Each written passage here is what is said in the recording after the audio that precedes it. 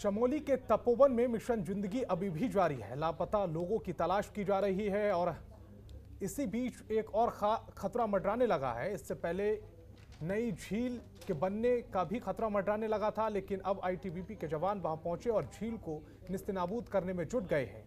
एक रिपोर्ट। तपोवन में मिशन जिंदगी, 140 से ज्यादा लोग अभी भी लापता। डॉग स्क्वाड, दूरबीन, राफ्ट से रेस्क्यू ऑपरेशन। क्या फिर पैदा हो रहे हैं आपदा जैसे हालात? ग्लेशियर के पास जमा मलबा क्या इशारा कर रहा? चमोली आपदा के 13वें दिन तपोवन सुरंग से मलबा निकालने का काम जारी है। आसपास के आपदा प्रभावित क्षेत्रों में लापता लोगों की खोजबीन भी की जा रही है। आपदा में लापता 204 लोगों में से 61 शव बरामद हो चुके हैं, जबकि 140 से ज्यादा लोग लापता हैं। वहीं 27 मानव अंग भी अलग अलग स्थानों से बरामद हो चुके हैं। जोशीमठ थाने में अब तक 204 लोगों की गुमशुदगी दर्ज की जा चुकी है। इसके साथ ही 56 परिजनों और 49 शवों के डीएनए सैंपल मिलान के लिए एफएसएल देहरादून भेजे गए। मलबे में दबे लोगों को खोजने के लिए एनडीआरएफ और एसडीआरएफ की टीमें डॉग स्क्वाड, दूरबीन, राफ्ट और अन्य उपकरणों का इस्तेमाल कर रही हैं। अधिकारियों के मुताबिक तपोवन टनल में अभी भी बड़ी संख्या में लोगों के होने की आशंका है। कीचड़ और दलदल होने के चलते रेस्क्यू में भी दिक्कतें आ रही है। लोगों के शव खराब न हो, इसलिए रेस्क्यू ऑपरेशन संभाल कर चलाया जा रहा है। इस बीच एसडीआरएफ ने रैणी गांव के पास ऋषिगंगा नदी में वाटर सेंसर लगा दिया है। नदी में जलस्तर बढ़ने से पहले ही ये अलार्म बजने लगेगा। इसका अलार्म 1 किलोमीटर की दूरी तक भी लोग सुन पाएंगे और समय रहते सुरक्षित स्थानों तक पहुंच जाएंगे। 7 फरवरी को चमोली की ऋषिगंगा नदी में ग्लेशियर टूटने से जो तबाही मची थी, उस जल प्रलय जैसी ही आपदा की स्थिति प्रदेश में फिर से पैदा हो सकती है। पर्यावरणविद लगातार उत्तराखंड सरकार को इसके मद्देनजर सचेत कर रहे हैं। सरकार को भी इस ओर पुख्ता कदम उठाने की आवश्यकता है। गंगोत्री ग्लेशियर अन्य ग्लेशियरों के मुकाबले तेजी से पिघल रहा है।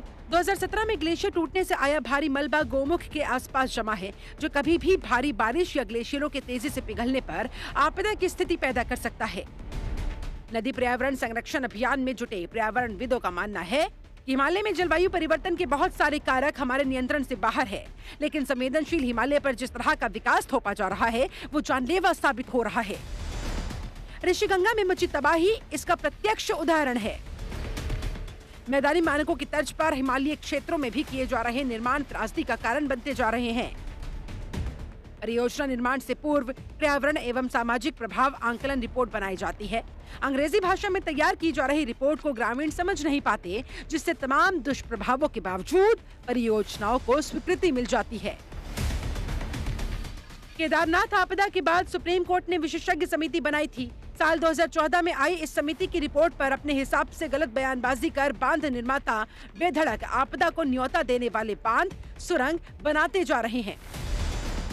ऊपरी अदालतें तो जनता का साथ दे रही है, लेकिन सियासी दल चुपचाप नए नए बांधों की फाइलें खोज रहे हैं। उन्होंने कहा कि 2003 में राज्य सरकार को वैकल्पिक जल नीति सौंपने के बाद से ही हम सुरंग, बांध, बैराज आधारित परियोजनाओं को बंद करने की मांग कर रहे हैं। अब देखने वाली बात ये होगी कि आखिर आपदा से निपटने के लिए और क्या क्या उपाय किए जाते हैं और वो उपाय और कितनी जल्दी रेस्क्यू ऑपरेशन को अंजाम तक पहुंचाया जाता है।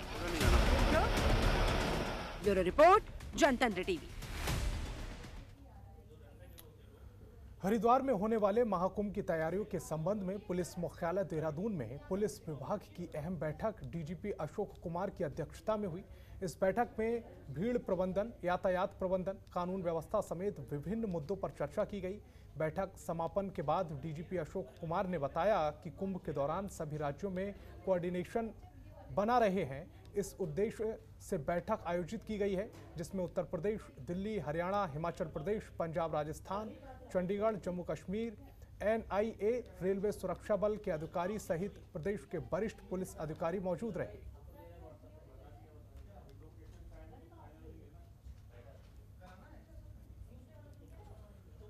खबर रुड़की से है, जहां एक तरफ डॉक्टरों को धरती का भगवान माना जाता है, तो वहीं कुछ डॉक्टर इस पेशे को बदनाम करने में पीछे नहीं हट रहे हैं। भगवानपुर के सामुदायिक स्वास्थ्य केंद्र में जहां ड्यूटी के समय एक डॉक्टर कुंदन सिंह नशे में धुत ओपीडी रूम की कुर्सी पर बैठा सो रहा था और बाद में अस्पताल के बाहर जाकर फुटपाथ पर लेट गया, जिसके बाद 4 लोग मिलकर डॉक्टर को उठा कर ले गए।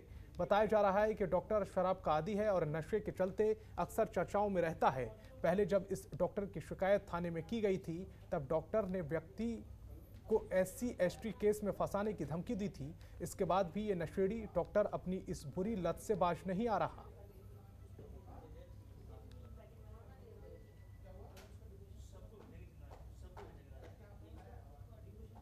हमारे यहाँ पर एक होम्योपैथी विभाग है जिसके फार्मासिस्ट श्री कुंदन जी हैं।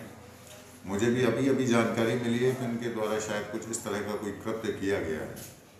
तो मैं जो होम्योपैथी में हमारे डॉक्टर साहब हैं, डॉक्टर डिमरी, मैं उनसे अभी बात करूंगा इस विषय में और जो भी आवश्यक कानूनी कार्रवाई होगी वो जरूर की जाएगी। देखिए, मैं इस बारे में कह नहीं पाऊंगा क्योंकि विभाग दूसरा हो गया है होम्योपैथी, लेकिन ओवरऑल अगर देखा जाएगा तो जो भी इसमें विधिक कार्रवाई है वो जरूर की जाएगी और बिल्कुल की जाएगी।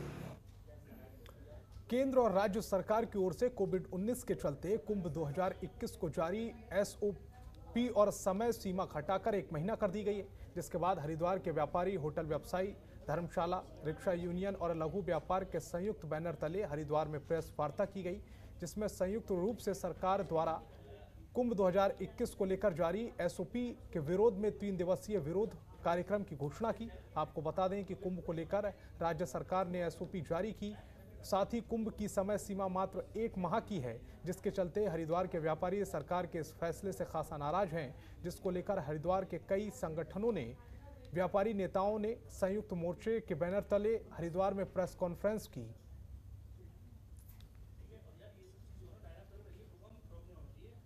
1 अप्रैल से 30 अप्रैल के कुंभ की बात करी है और उस कुंभ के लिए SOP जारी कर दी है, जिस SOP का हमारा व्यापार मंडल ही नहीं, हरिद्वार के तमाम संस्थाएं, इसका व्यापारी संस्थाएं और बैटरी रिक्शा यूनियन, तमाम यूनियनों के साथ हमने बैठक करी। सभी इस SOP का विरोध कर रहे हैं। इसके विरोध में हम सभी संस्थाओं ने मिलकर एक संयुक्त मोर्चा बनाया है। इस संयुक्त मोर्चे के द्वारा पहला धरना 21 तारीख को सुभाष घाट पर सुभाष जी की प्रतिमा के सामने मां गंगा का आचमन करके, शहीदों को नमन करके हम ये धरना देने जा रहे हैं। SOP जारी की जा रही है, इसमें संशोधन किया जाए और अपितु अगर आप लिखेंगे, मैंने जो विज्ञप्ति आपको दी उसमें आपने उसको छापा।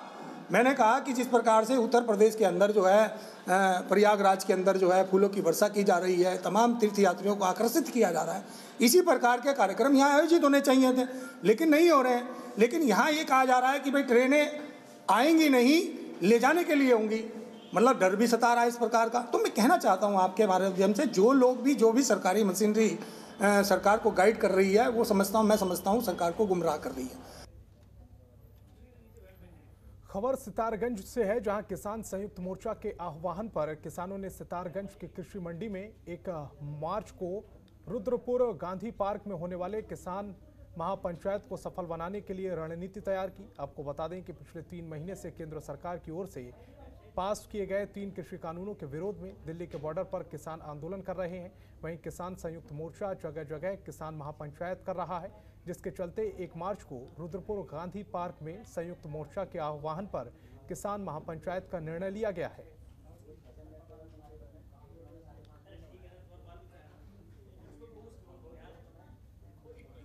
इसी को लेकर 1 तारीख को रुद्रपुर के गांधी पार्क में बड़ी महापंचायत है, जिसके अंदर संयुक्त मोर्चे के बड़े किसान नेता शिरकत करेंगे, जिसको लेकर बड़ी तैयारी हो रही है, जिम्मेदारियां सौंपी जा रही हैं। कल हमारी रुद्रपुर में और किच्छा में मीटिंग थी, बड़ी सभा थी। आज सितारगंज के साथियों के साथ खटीमा और नानकमता क्षेत्र के अंदर हम तमाम जो अपने साथी हैं किसान संघर्ष के, उनको जिम्मेदारियां सौंपते हुए हर ब्लॉक से लक्ष्य रखा गया है कम से कम 5000।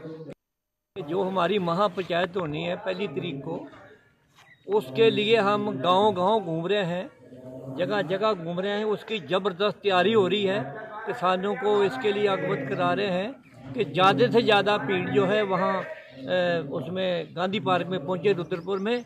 इसलिए हमारी अब कई जगह मीटिंगें हैं, आज कई जगह पंचायतें हैं, वहाँ सबको संबोधित करेंगे, लोगों को समझाएंगे कैसे कैसे वहाँ पहुँचना है। सब संप्रदाय हमारे मुसलमान भाई हैं, मुक्सा भाई हैं, थारू भाई हैं, बंगाली भाई हैं।